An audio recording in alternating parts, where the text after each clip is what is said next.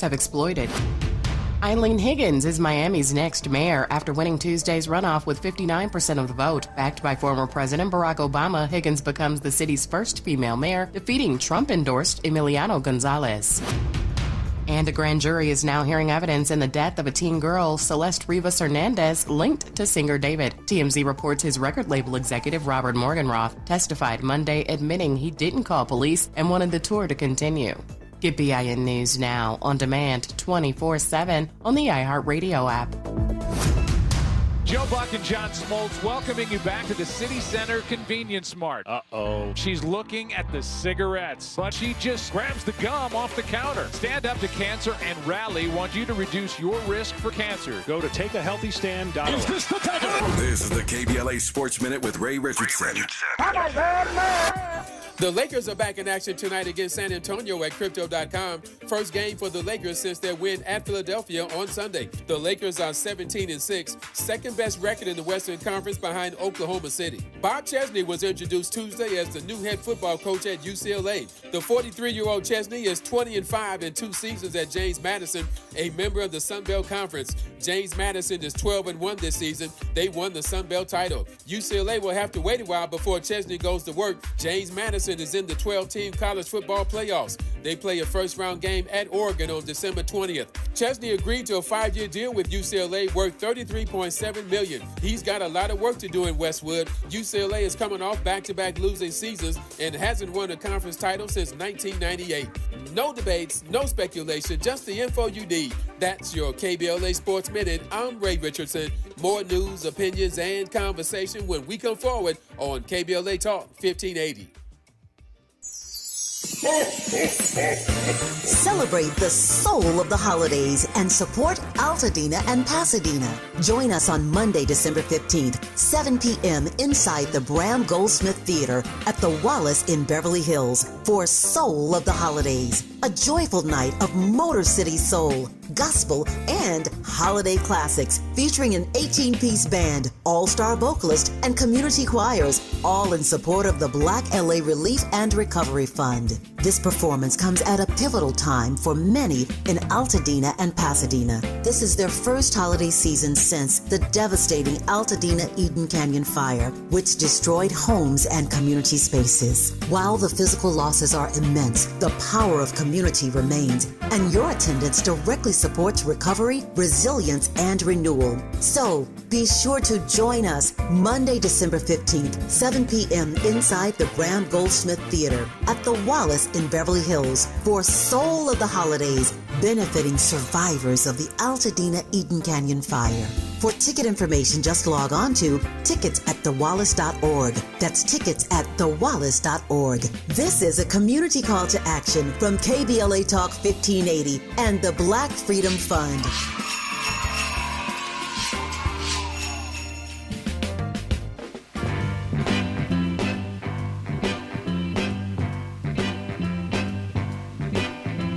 Santa Claus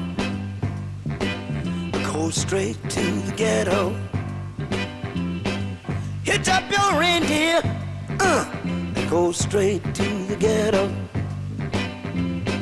Santa Claus goes straight to the ghetto. Fill every stocking you find. The kids are gonna love you so.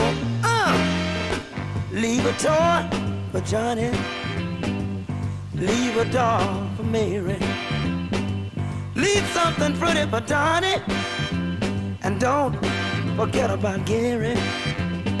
Santa Claus goes straight to the ghetto. Santa Claus goes straight to the ghetto. Tell him James Brown sent you. Go straight to the ghetto. The Godfather of Soul, You know that I know James Brown. What you will It's see. holiday season, and so we'll get a chance to squeeze in some good holiday music over the next couple of weeks until we take a break, and I can't wait. How about you, Miles? Ready for that break? And for Roger, ready for the break? Man, we don't get much break around here, but we're looking for a few days off around the holiday season. I ain't going straight to the ghetto, though. I'm not doing that. I'm leaving the ghetto for a couple weeks. Sorry, James Brown. Anyway, I'm Tavis, Smiley. Glad to have you with us in this hour of our program. I've been looking forward to this conversation. UCLA law professor Kal Raustiala. I've been practicing that for 2 weeks. Raustiala. That's how you pronounce it. He's in studio to celebrate today's 75th anniversary of Ralph Bunche becoming the first black person to receive the Nobel Peace Prize. There have only been 3 black folk to receive it. Quick. Go for it. Anybody guess? Miles, Faraji, what you got? Barack Obama? Oh, wow. Yeah, that's the one I thought you weren't going to get. So Barack Obama, Ralph Bunche, and, of course, Dr. King. There are your 3 African Americans who received the Nobel Peace Prize. 3 women have received it. Let me just simply doing factoids here. 3 women. Jane Addams was the first to receive it in 1931. Social worker, first American woman to win it for her pacifist work in social activism. Where's the second woman? I saw my list last night. 3 women. There she is, Jody Williams, 1997, for her work with the International Campaign to Ban Landmines. The third woman, Maria Ressa, Filipino-American journalist who shared the prize for her efforts to safeguard freedom of expression in the Philippines. All the rest are men, but some big-name men. Theodore Roosevelt, the racist Woodrow Wilson. Did I say that on radio? Who else? Of course, Elie Wiesel. The warmonger Henry Kissinger. Don't get me started. It's been a fascinating list of people who received the Nobel Peace Prize. Miles, before I play that, I'm all over the map right now, but just work with me here. Before I play the Ralph Bunche clip, I want to play the clip of Donald Trump, number 2. Pull up the second clip of Donald Trump. This is Donald Trump on why he deserves the Nobel Peace Prize. We all know he's been pining for it. But listen to this very quick, just a short clip, but listen to his rationale for why he deserves the Nobel Peace Prize. Every time I end a war, they say if President Trump ends that war, he's going to get the Nobel Prize. If I end that war, well, he won't get it for that war, but if he ever gets it for the next war, now they're saying if he ever ends the war with Russia and Ukraine, he's going to get the Nobel Prize. What about the other 8 wars? India, Pakistan. Think of all the wars I ended. I should get the Nobel Prize for every war, but I don't want to be greedy. Actually, the woman who got the Nobel Prize said, "You've got to be kidding. Trump deserves the Nobel Prize." So that was very nice of her. I appreciate it, which is true, actually. Professor Raustiala and I are in the studio just cracking up. I mean, this stuff really would be funny if it weren't so serious. He wants the Nobel Peace Prize for every war that he ends. But at the outset, we'll get to Ralph Bunche. I'm glad I got you for the whole hour. But what do you make of Donald Trump just continuing to campaign publicly for a Nobel Peace Prize? You know, I think it's, of course, ridiculous, but I'm glad that he's doing it because it's the one way that we can maybe pressure him and hope that he actually does something good. Yeah. We shall see if he does something good in that regard. All right, Miles, now I want to play this clip of a number of voices. You're going to hear Ralph Bunche's voice, the voice of Dr. King, the voice of Andrew Young, the voice of Eleanor Roosevelt. But here's a montage, framing our conversation for the rest of this hour on the 75th anniversary of Ralph Bunche becoming the first black person to receive the Nobel Peace Prize.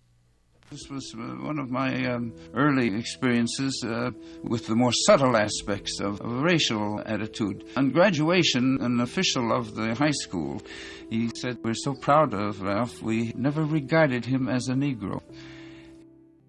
My little grandmother told him he was casting a slur upon the group, that she and her grandson were very proud Negroes, and he apologized. We have just had a meeting with Dr. Ralph Bunche. Ralph Bunche had so many close calls in his own life that he passed that information on to Dr. King, and I remember him saying that I probably could not have survived if people knew half of the things that I was involved in here at the United Nations. And he was cautioning Martin, and actually the meeting we had with him was 1 year to the date before Martin's assassination. These successful armistice negotiations have demonstrated conclusively the ability of the United Nations to mediate a serious conflict and to avert a dangerous threat to the peace. He was always calm, always courageous, firm, but never apparently ruffled, which I think was a great achievement. When every man, whatever his race or his color or his creed, whatever his culture or his origin, can walk with full dignity and on a plane of equality with all other men on the great boulevards of the world. Certainly for all peoples who have enjoyed freedom, peace and freedom are inseparable. It is our tribute for the rest of this hour to Ralph Bunche, who became the first African-American to receive the Nobel Peace Prize 75 years ago today. We have the right person to talk about it, UCLA law professor Kal Raustiala. His book is called The Absolutely Indispensable Man, Ralph Bunche, the United Nations and the Fight to End Empire. I'm ready for this hour. Stay with us. Hope, agency, dignity. This is Tavis Smiley. Can you dig it? Come on!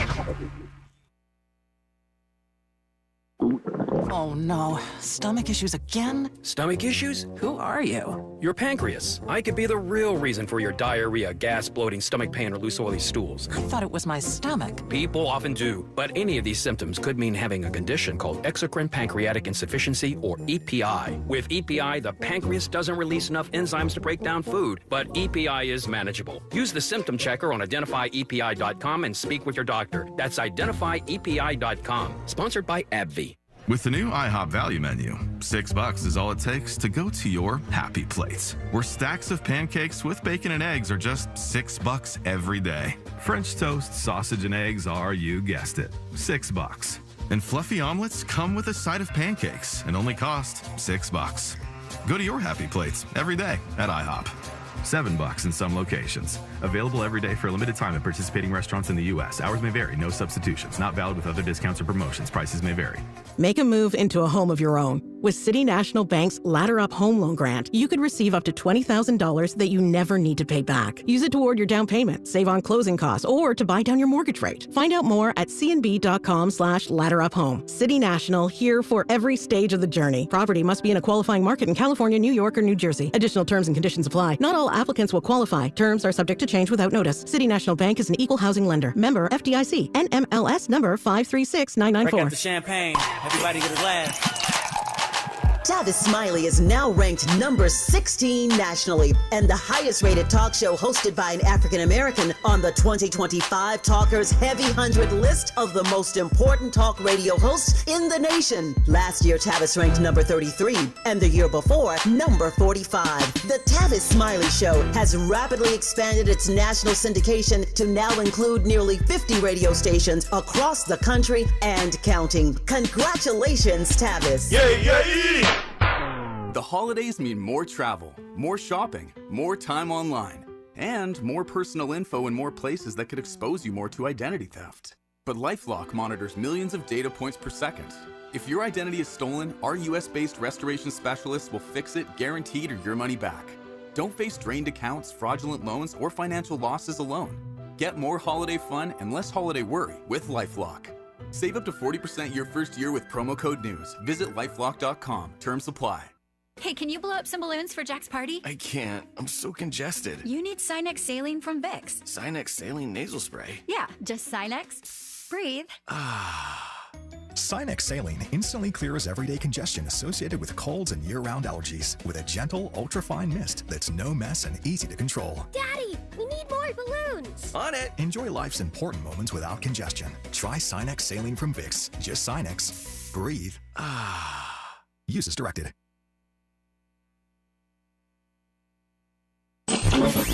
Freedom is an endless meeting. So let's get back to it with Tavis Smiley. Tavis Smiley, UCLA law professor Kal Raustiala. His book is called The Absolutely Indispensable Man, Ralph Bunche, the United Nations and the Fight to End Empire. It is a dense text. Say that fast 3 times. It's a dense text. I'm holding it in my hand. And I'm always fascinated by people who spend years of their lives working on a particular piece of work about a particular individual or instance or event. So I want to start, Professor Raustiala, by asking you why this subject matter so fascinated you to spend all this time researching and writing this text. Thank you. First, Tavis, thank you so much for having me on. My pleasure. I've taught at UCLA a long time. Some of you listening may know on UCLA's campus we have a big building called Bunche Hall. And I have an office still in Bunche Hall for many years. And at the base of the building, there's a bust and a little plaque. And so I had heard about Ralph Bunche, and I got interested more in his life when I was working in that building. I started reading about him and realized this was an incredible person. Not only because he was a UCLA alum, that's why we have this building, but because he was such a huge figure in areas that I had always been interested in. My career has mostly been around foreign affairs, the United Nations, things like that, diplomacy. He was such a big figure in that. So as I kind of learned about him, I realized that his story was, one, sort of forgotten in the 21st century, and two, illuminated so many important topics for today. And then third, I learned that we had his papers at UCLA. And so I conceived this idea of writing a biography. It's not the first one, but the last biography was written way back in the 90s, early 90s. And I thought it was time to kind of update his story. So that got me into it, and once I was in, I was hooked. Yeah, it's amazing that you could be turned on by somebody because you are operating an office out of that building that bears their name, and you want to learn more about the person whose name's on the building. Yeah. And, you know, he's just was really an extraordinary figure. I think if he had been someone else, maybe it would have been a week or so of like thinking about him. But I did spend years on this book, and I dove pretty deep into his life. You mentioned, we'll get into that life, I promise, as we move through this hour. You mentioned diplomacy, and you'll see that my way is to follow the guest. I'm going to follow you all throughout this hour. You say something, there's a good chance it's going to lead to an interrogation. Okay. So just prepare yourself for that. I'm ready. So you used the word diplomacy earlier, and I'm just fascinated in this particular bizarre, grim, dark American moment. Pick your word. And I'm asking this broadly to give you all the canvas you need to paint on this.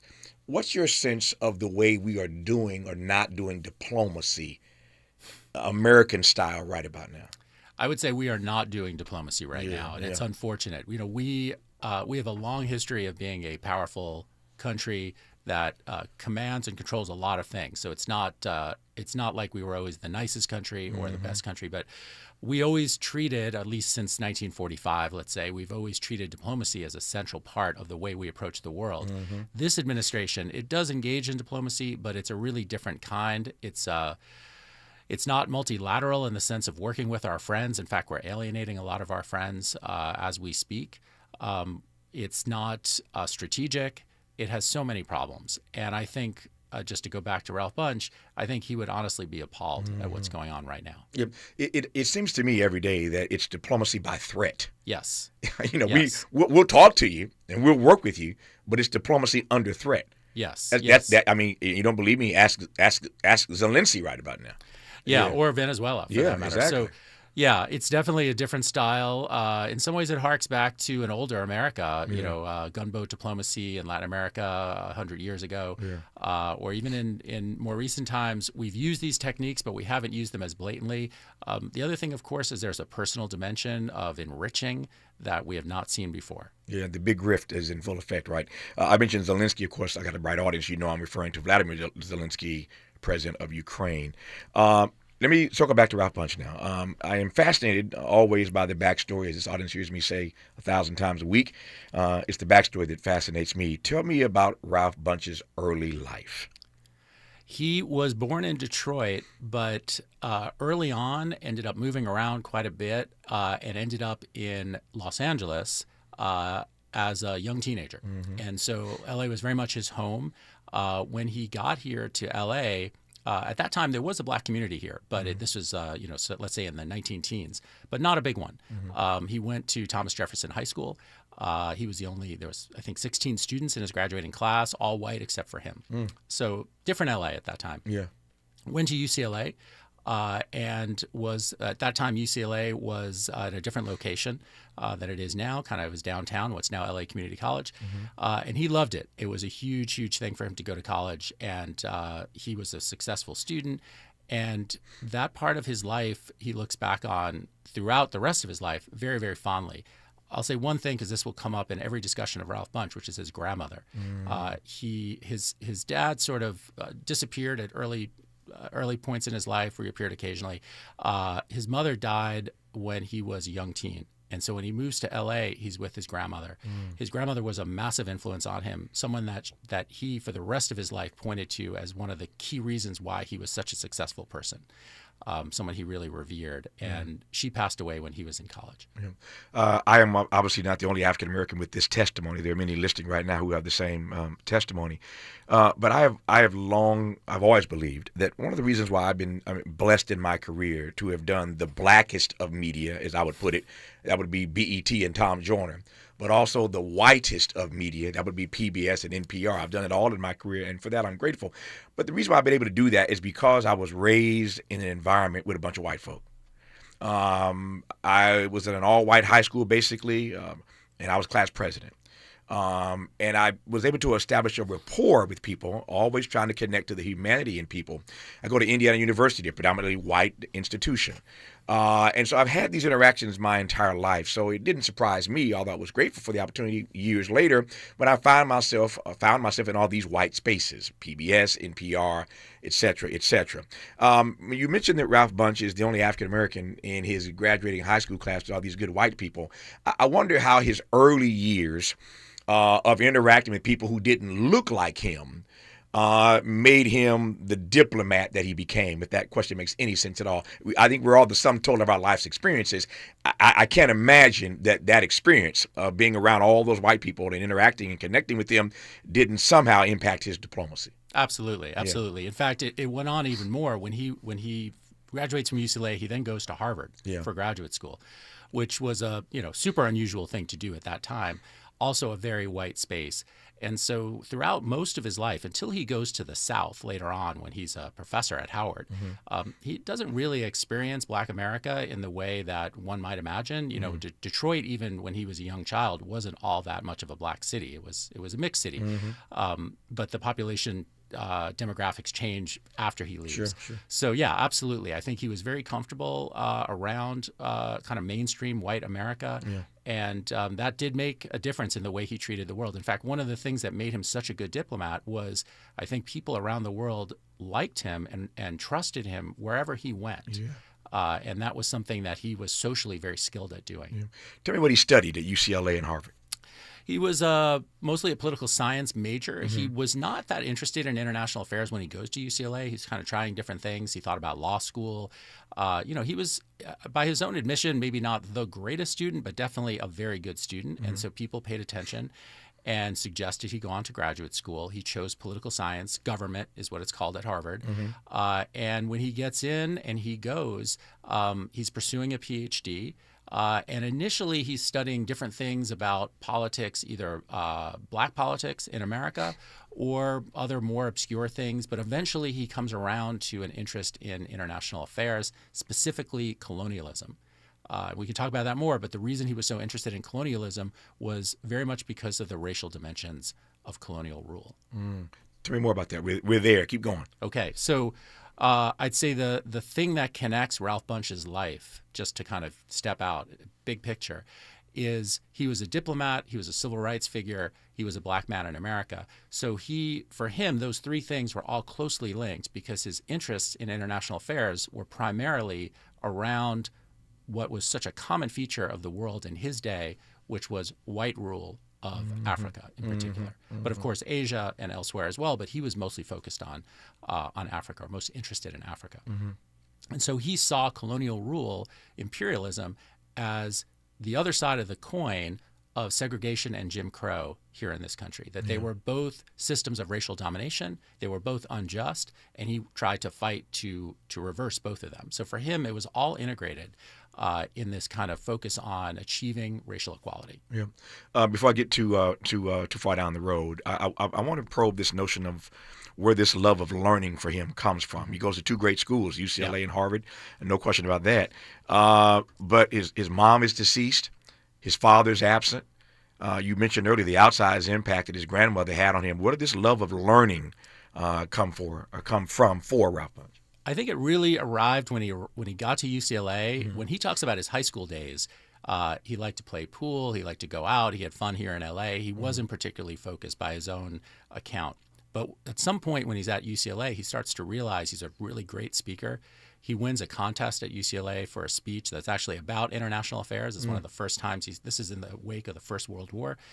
And that's when he really develops this love of learning. He's also incredibly hardworking, and he studies. He has all these different jobs while he's in school. He works for the LA Times. He's a carpet layer. He does everything. But at that point, I think his competitive nature, and he was very much a competitor, really kicks in. He played for the UCLA basketball team, which he loved. It was one of his favorite experiences of his life. But all of those things were linked by the fact that he was a very competitive person who wanted to win. And he realized that in an academic setting, he could win, and he actually liked doing it. Yep. Competitive, believed he could win, and to your point, did in fact win. Yes. And yet you also have to wrestle with, certainly during that era, it's still true today, but in that era, he certainly had to wrestle, I suspect, with this sense of, this notion of, how might I put it, belonging. Because you know you're gifted and because you know you're talented. My friend Jesse Jackson, the Reverend Jesse Jackson, says all the time, speaking of UCLA, that Jackie Roosevelt Robinson was not the first Negro that could play baseball with the good white folk. He was the first one they gave the opportunity to. So much of this is about belonging and knowing that you can succeed, but somehow believing that you'll be welcomed or accepted in those spaces. Where does that conviction, that courage come from for him, believing that he belonged in these spaces? You follow my question? Yeah, absolutely. Yeah. He was asked that question, a version of that question, many times. He would always point to his grandmother, Yeah. I think, as the figure who made clear to him that was almost a duty for him to do with his talents. She recognized his talents early. I think he also, early on, because he was in such a white space, didn't necessarily think about it. But as time went on, it was made very clear to him. Yeah. So he recounted a story when he worked for the LA Times. He went to, there used to be a pier, kind of like the Santa Monica Pier in Venice. Sure. And, he went with all the other, there were paper boys and whatever, all the different workers. And he could do everything, but then there was a swimming pool and he wasn't allowed in. And that was the first time for him that he really realized what segregation meant, and he feared what was coming, and so that sort of raised his consciousness. And then this competitive nature, I think, kicked in, and he was going to prove that he could do as well or better than anyone. I always love when people make the point you just made about the racism that existed in Los Angeles. This is not Mississippi. This is not Alabama. Yes. This is L.A. Yeah. And Ralph Bunche can't swim in a pool. So it's just worth reminding people, I think, as often as we can, that racism was acute then all across the country, not just in the South. And Ralph Bunche was subjected to it in here in this city of LA, where you and I sit right now. I got just 90 seconds here. Tell me a bit more. We'll continue when we come forward. Tell me a bit more, though, about how he navigated the racism that he was subjected to. I guess I would say he navigated it primarily by trying to defeat it as best he could, defeat the people who were blocking him, proving that he was better than anyone else. I think that was his primary goal. And because he was such a smart person and also so incredibly dedicated, he was able to succeed. Just to put it in context, when he goes to Harvard, at that point, only 4% of Americans had a college degree at all. And that's across the board. So for Black Americans, and especially coming from Los Angeles, to go all the way to Harvard, that's something almost no one ever did. So that gave him, I think, a little bit of juice and power to be able to say, I can keep going. We are celebrating Ralph Bunche today. Why? Glad you asked, in case you've just tuned in, because he, 75 years ago today, became the first African-American to receive the Nobel Peace Prize. Our guest is Kal Raustiala. I've been practicing, told you. Kal Raustiala is our guest. The book is called The Absolutely Indispensable Man, Ralph Bunche, the United Nations, and the Fight to End Empire. More of this fascinating conversation when we come forward on Tavis Smiley. What's your quarrel with the world? You're listening to Tavis Smiley.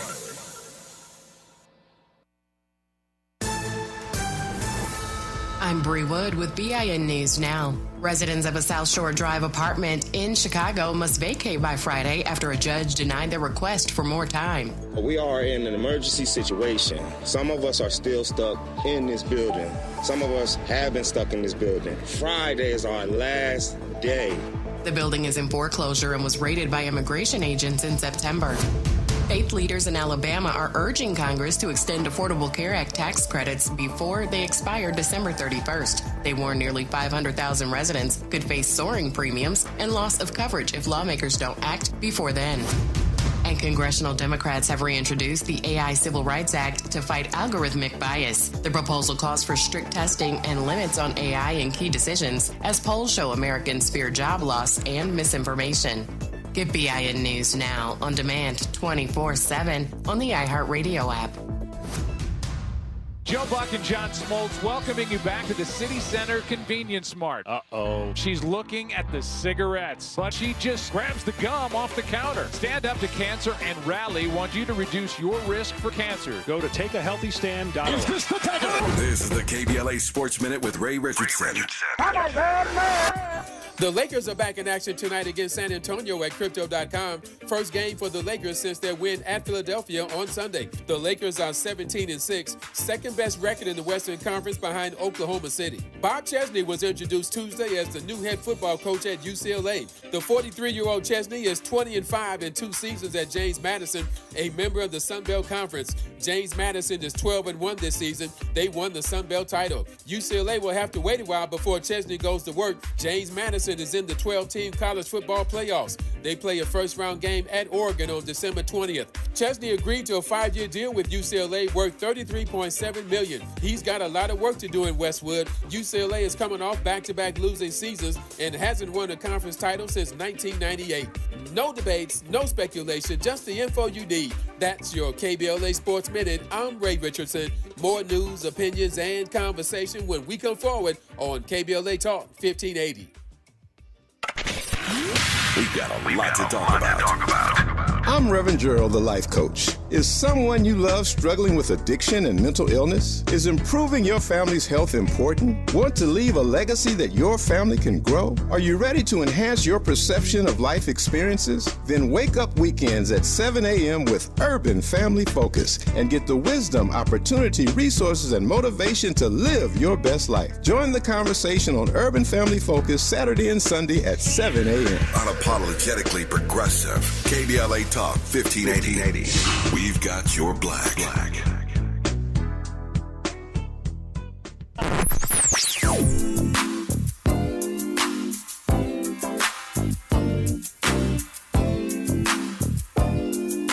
This is KBLA Talk 1580. Talk radio. That's music to your ears.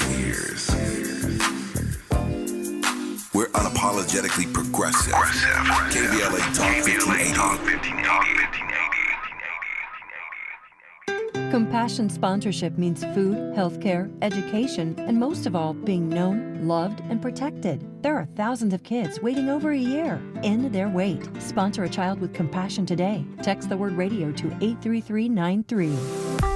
It's never too early to start talking about money in realistic ways with your kids. JP Morgan Chase navigates how to educate your kids now about creating long-lasting, healthy money habits. Whether your kids are in elementary school, high school, or college, now is a great time to start a conversation about ways to create healthy money habits as they grow, ultimately benefiting their financial future.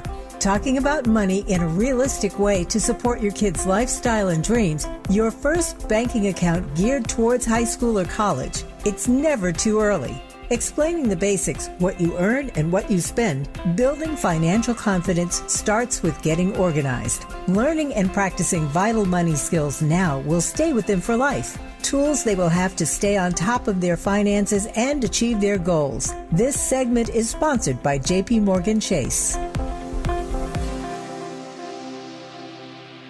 Paid for by government.com. Did you know the United States Mint has issued a new Morgan silver dollar coin in proof condition for the first time? Not only that, they are also minted in 99.9% pure silver for the first time ever in history. Coin experts are calling this an amazing opportunity for anyone that knows the enduring popularity of Morgans. But you must hurry. Only 400,000 of these legal tender silver dollars were issued. These first ever Morgan silver dollars are brand new with stunning mirror-like finish, minted by the iconic San Francisco Mint. Call now and you're guaranteed a new first ever 99.9% pure silver proof Morgan dollar. To learn more, call 1-800-973-9717. If you order now, you will receive a free coin collector bonus pack, a $25 value, free with every order. Call 1-800-973-9717 now to secure your new Morgan silver dollars before they are gone. That's 1-800-973-9717. KBLA Talk 1580 congratulates Malik Books on celebrating 35 years in business. It's a celebration. Malik Books proudly houses one of the largest African American and diverse children's books in the nation. This is the perfect time to pick up holiday reads, meaningful gifts, and to support literacy in our community. For 35 years, Malik Books has stood strong in the Black Book Revolution, uplifting stories that heal, inspire, and transform. One reader at a time. Change your thoughts, change your life. Books are the gift that keeps giving. From all of us at KBLA Talk 1580, congratulations to Malik Books on 35 years of culture, pride, and community. Less monologue, more dialogue. Tavis Smiley continues right now. It does indeed, with UCLA law professor Kal Raustiala. His book is called The Absolutely, slow down, Tavis, Indispensable Man, Ralph Bunche, the United Nations and the Fight to End Empire.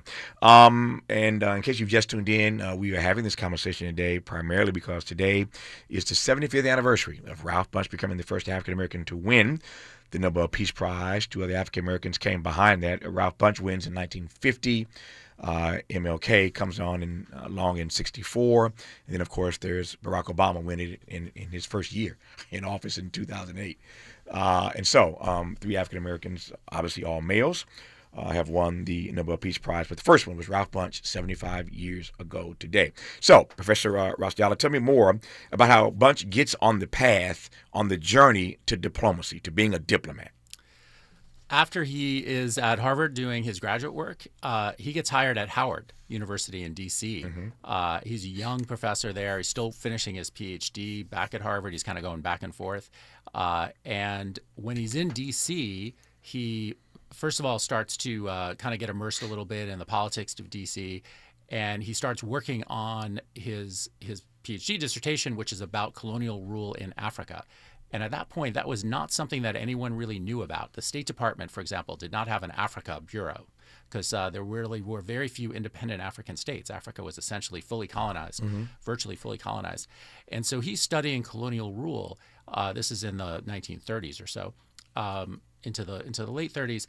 And at a certain point, as World War II is looming, say like 1940, 1941, before the Pearl Harbor attack, the U.S. realizes that the Roosevelt administration realizes we need to know something about Africa. If we're going to get into this war, which they thought we were definitely going to get into this war, we need to know something about Africa. So they start looking around, who knows something about Africa? And they call someone up at Harvard and they say, hey, we had this student, fantastic guy. He's a professor at Howard. He's the expert. You should ring him up. His name is Ralph Bunche. And so they do, and they say, can you come and work for us, essentially at what becomes the CIA, but at that time was kind of known as the OSS. And Bunche accepts that invitation to join. And I'll just say a word about the fact that he, unlike some other black figures at that time, really did see Nazism as a threat. This was a debated point in the intellectual community. He was very concerned about what Nazi Germany in particular represented. And so he said, yeah, I'm going to come and I'll be a part of this effort. So that gets him into the U.S. government for the first time again, before we've even entered the war. And from there, he goes on. We could talk more about the rest of his career, but that starts him on this path to actually being not only a scholar, but someone who's engaged in policymaking and eventually a diplomat. Yeah. What's fascinating for me, given the timeline you just laid out, late 30s, early 40s, he wins the prize in 50. Yeah. So that's not really a long time to be. You see, I wasn't a math major, but I'm listening to you thinking, okay, he wasn't in this space terribly long before he wins a Nobel Peace Prize. Yeah. Tell me more about this trajectory. So once he joins the U.S. government, I mentioned he's in the OSS, which is like early CIA. And then at a certain point, he gets brought over into the State Department. And that's really the beginning of his diplomatic career. Again, he's an Africa specialist. He's a colonial specialist. And his number one role at that point, this is now the war's going on, and the Allies are starting to think about what's a post-war world going to look like, and they start dreaming up what becomes the United Nations. As they're doing that, they say, well, we need something in this new institution to deal with the fact that most of Asia, or a lot of Asia, but really all of Africa and a lot of the Middle East is still under colonial rule.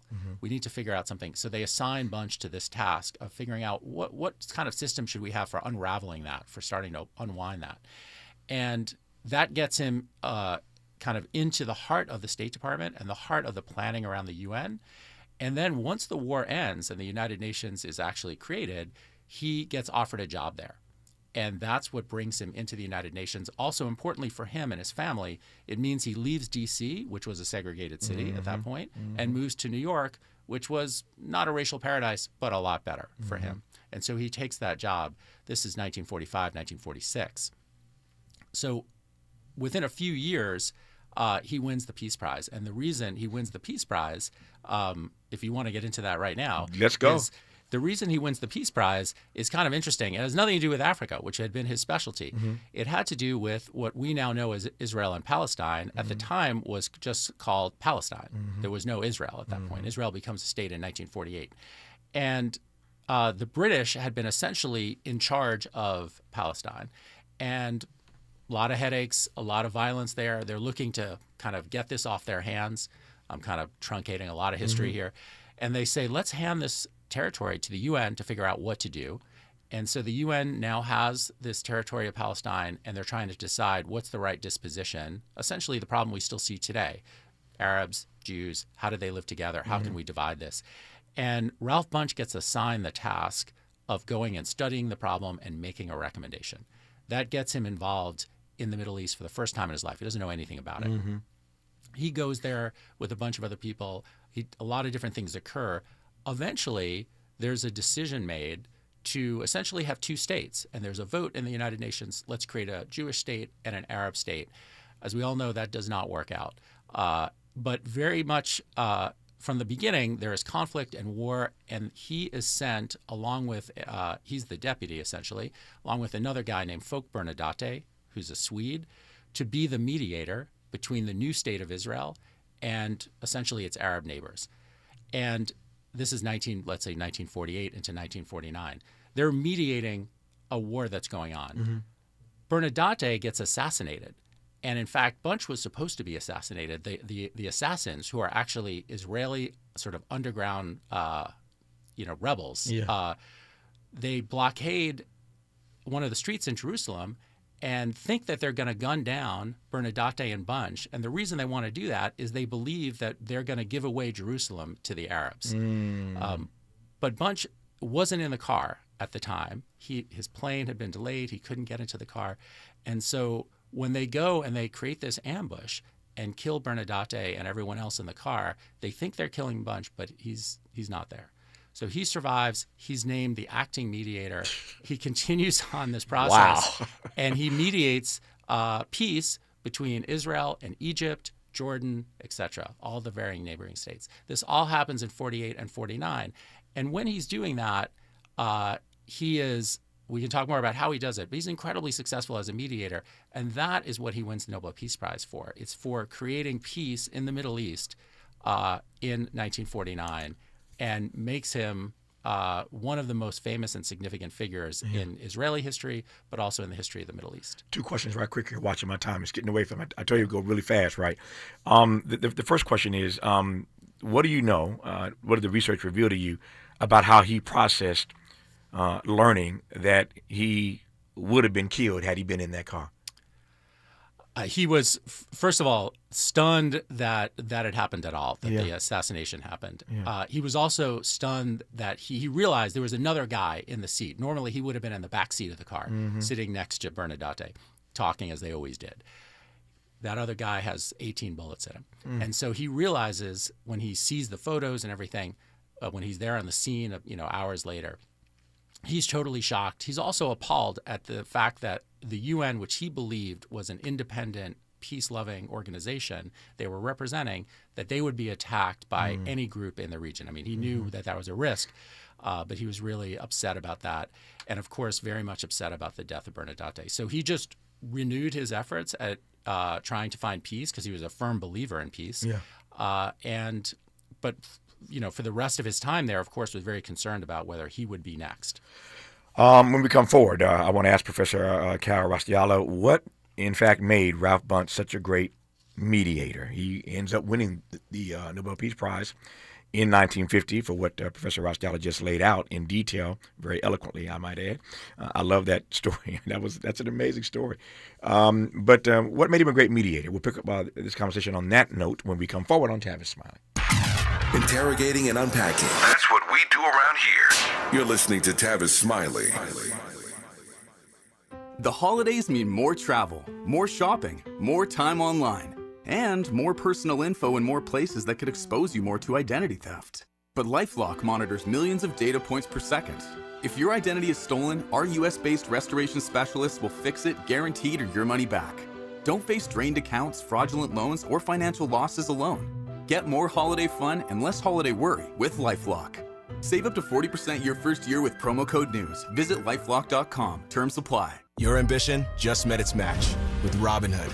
Trade stocks and ETFs, options, futures, and crypto all on one platform. Get started today at Robinhood.com/yourmoney. Your money, your move. All investments involve risk, including loss of principal. Options, futures, and crypto trading carry significant risk and may not suit all investors. Securities offered through Robinhood Financial LLC, member SIPC. Futures trading is offered by Robinhood Derivatives LLC, not FDIC or SIPC protected. Crypto offered through Robinhood Crypto LLC, NMLS ID 1702840, not FDIC or SIPC protected. Portfolio management offered by Robinhood Strategies, an SEC registered advisor. Nearly 7 million Americans aged 65 and older are living with Alzheimer's disease, or AD. But did you know that black adults aged 65 and older are twice as likely as white adults to develop AD? You may be able to reduce your risk by managing conditions like diabetes and high blood pressure, being physically active, eating healthy, and exercising your mind. To learn more about AD, the importance of early diagnosis and intervention, and a potential treatment option, visit treatalzearly.com. That's treatalzearly.com. This message is brought to you by AZI. I got the champagne. Everybody get a glass. KBLA Talk 1580 congratulates our own Keith Underwood, host of the weekend entertainment show Black in the Green Room, on his recent honor at the annual National Arts and Entertainment Journalism Awards. Keith received a first place award presented by the Los Angeles Press Club for his entertainment reporting, and we couldn't be prouder. Congratulations, Keith, from all of us at KBLA Talk 1580. We ask seniors how to prevent Medicare scams. My best advice, if you get a phone call, do not talk to the person. These people are well-trained. Don't talk to them. They don't know me. They're just trying to scam me. Don't be fooled. Hang up. Just hang up. Never give out your Medicare number. They're going to get your number to put in a false claim. If I get a call from someone, I don't pick up the phone. And should I pick up the phone and they ask for information, then I hang up. How do you detect Medicare fraud? Just like I check my credit card statements, I check my Medicare statements monthly. Scammers can get a hold of your number, order medical devices through your account, and you're not even going to know about it if you don't look at your statement. Check your statement every month. If you get your statement and you see something that you know you did not have done, you report it. Call your senior Medicare Patrol. To report Medicare fraud, call the Senior Medicare Patrol at 855-613-7080. More honesty than you can handle. More empowerment than you can imagine. You're tuned in to Tavis Smiley. Tavis Smiley, UCLA professor Kal Raustiala. I was just saying to him, he's teaching a master class in this hour about Ralph Bunche. Oftentimes forgotten, but I know the audience all across the country right now is learning a great deal more about Ralph Bunche than you ever knew. Why are we talking about him? Because today is the 75th anniversary of his becoming the first African-American to win the Nobel Peace Prize. Very quickly, time's getting away from me. Why is Ralph Bunche so often forgotten? We think about the Peace Prize, our mind first goes to Dr. King, and then more recently to Barack Obama. But why is Bunche, the first one, always forgotten? It's hard to compete with those two, but I think it's a great question. It's one that I thought a lot about writing the book. A lot of people have thought about it as well. I think partly it's that he was famous. He won the prize for peace in the Middle East. And of course, 75 years later, we do not have peace in the Middle East. Now, that's not his fault. Right. We haven't had peace in the Middle East for over 100 years.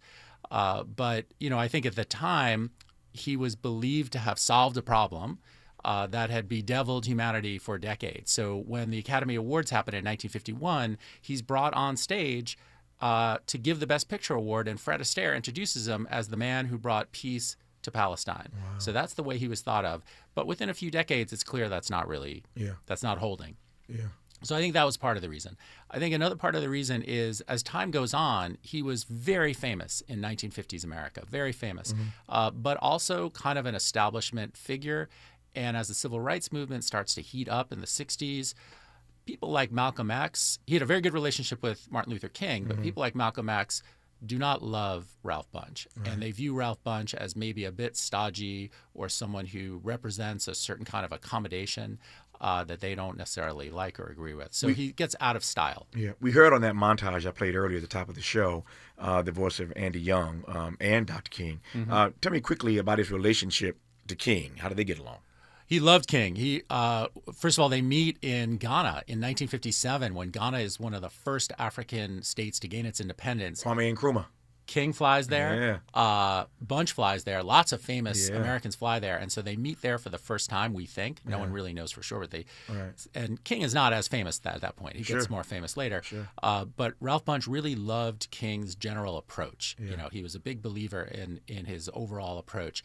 They did disagree at times, most seriously over the Vietnam War. Oh, yeah. King gives a famous speech at Riverside Church. Beyond Vietnam, and and so when he does that, basically all of kind of mainstream American newspapers, they all criticize King. Bunche also criticizes King, and so that causes a rift. Yeah. But they eventually sort that out, and they remain relatively close, and he was absolutely devastated when King is assassinated. Yeah, that's my one rub against Ralph Bunche, I must tell you. I regard, as this audience knows, Dr. King as the greatest American this country's ever produced. That's my assessment. I stand by that and will until I take my last breath. And that's the one moment where Bunche disappointed me. And obviously, speaking of history, history proves that King was right. Yes. The Vietnam War, one of the worst mistakes we ever made. And I was just sort of disappointed that Bunche didn't see that in that moment. Again, none of us are perfect. King was right. Bunche was wrong on that particular issue. Yeah. Let me just say, I'm not going to defend Ralph Bunche. I totally agree with you. But he didn't disagree. He hated the Vietnam War. Yeah. His son, Ralph Jr., was actually fighting in the war. And Bunche could have at any moment picked up the phone and gotten his son out of Vietnam. He didn't because he was a man who believed in doing the right thing. Sure. But it was a personal war for him. He totally disagreed with the war. His disagreement with King was more sort of tactical. Sure. He didn't think King should be, in his view, kind of muddying the waters between civil rights and the war. But that, I think he was wrong on that point, but that's how he viewed it. On the basics, he agreed with King. A lot of folks felt that way, including people in King's camp. Yes. No, very controversial. I've written a book about the last year of his life called Death of a King. So I know this story rather well.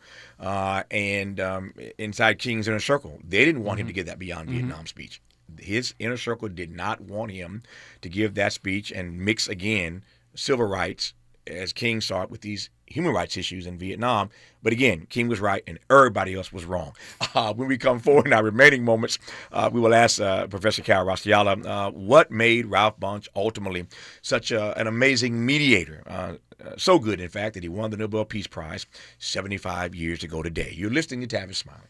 For all the freedom-loving folk, this is Tavis Smiley. I feel like freedom.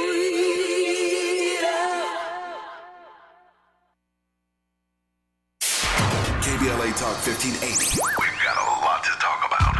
KBLA Talk 1580, connecting you with services and solutions. The Los Angeles Regional Food Bank is on a mission to fight hunger and provide nutritious food to those in need across our community. They partner with federal, state, and local programs advocating for better policies and funding for critical hunger relief programs like Cal Fresh, the Emergency Food Assistance Program, and the Child and Adult Care Food Program. The food bank works with coalitions and local representatives to make sure hunger is addressed in every district of LA County. They also run nutrition education campaigns, raise hunger awareness, and source nutritious food for distribution, all while supporting regulations that allow food pantries to operate safely. Want to help? Visit lafoodbank.org or call 323-234-3030 to volunteer or find a food bank near you. Together, we can ensure that no one goes hungry in Los Angeles County. This is a community call to action from KBLA Talk 1580.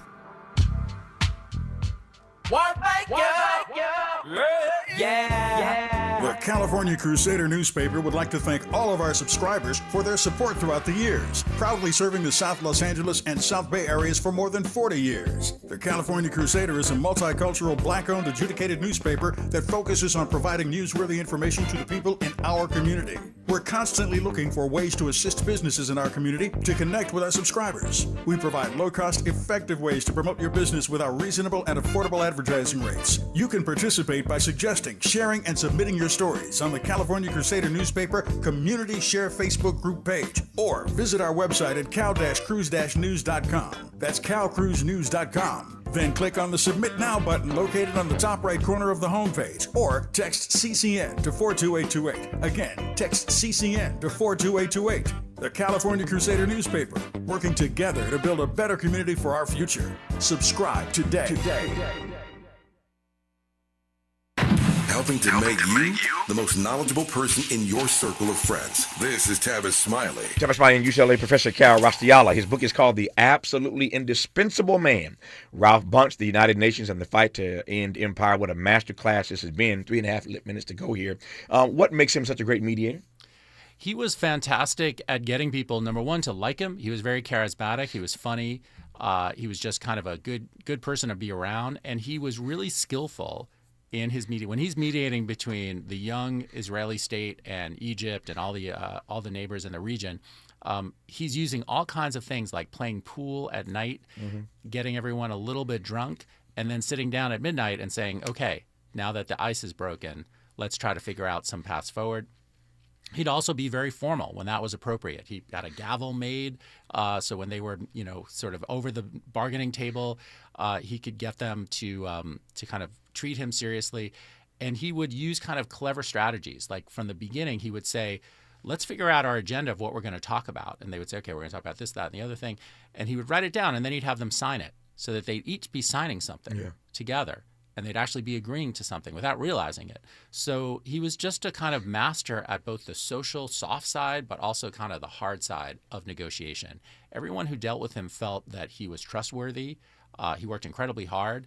And I'd say the last thing is he had an amazing skill for if there was a disagreement, someone says X, someone says Y, he would figure out some artful way of phrasing that would bridge that gap.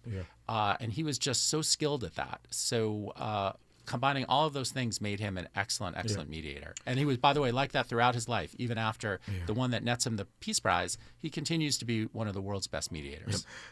This book would make a great movie, hint, hint. There is it was optioned. There's a script underway. Oh, optioned already? Yeah. Oh, I love it. I think it'll be a great film. I hope it comes out. And who would you like to see play your Ralph Bunche? I'm not going to weigh in on that. You're not going to weigh in. I'm not a Hollywood guy. I can assure you there'll be a long line of people wanting to play a character like this. The first African-American to win the Nobel Peace Prize 75 years ago today. So the timing of this conversation could not have been more propitious, and we are grateful to UCLA professor Kal Raustiala for the conversation, but more for spending years and all the time it took to research and bring us this text. It does justice for and to Ralph Bunche, too often forgotten when we talk about issues of peace and war. The book is called The Absolutely Indispensable Man. Ralph Bunche, the United Nations and the Fight to End Empire. Very quickly here, I love this cover photo. Tell me about it right quick. That is JFK going to the UN and meeting with Ralph Bunche, who he had, of course, met many times. Ralph Bunche knew every American president in the post-war period, first-name basis. It's a gorgeous photo of JFK and Ralph Bunche shaking hands on the cover of this book. Once again, The Absolutely Indispensable Man, Ralph Bunche, the United Nations and the Fight to End Empire. Professor Kal Raustiala is the author of that book. Honored, sir, to have had you in studio. Thank you for this masterclass. Thank you so much, Tavis. I appreciate it. My pleasure. More of Tavis Smiley when we come forward. KBLA 1580 Santa Monica. I'm Bree Wood with BIN News Now. Residents of a South Shore Drive apartment in Chicago must vacate by Friday after a judge denied their request for more time. We are in an emergency situation. Some of us are still stuck in this building. Some of us have been stuck in this building. Friday is our last day. The building is in foreclosure and was raided by immigration agents in September.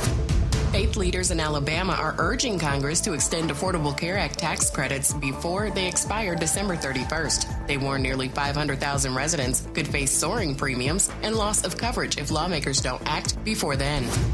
And congressional Democrats have reintroduced the AI Civil Rights Act to fight algorithmic bias. The proposal calls for strict testing and limits on AI in key decisions, as polls show Americans fear job loss and misinformation. Get BIN News Now on demand 24/7 on the iHeartRadio app. Joe Buck and John Smoltz welcoming you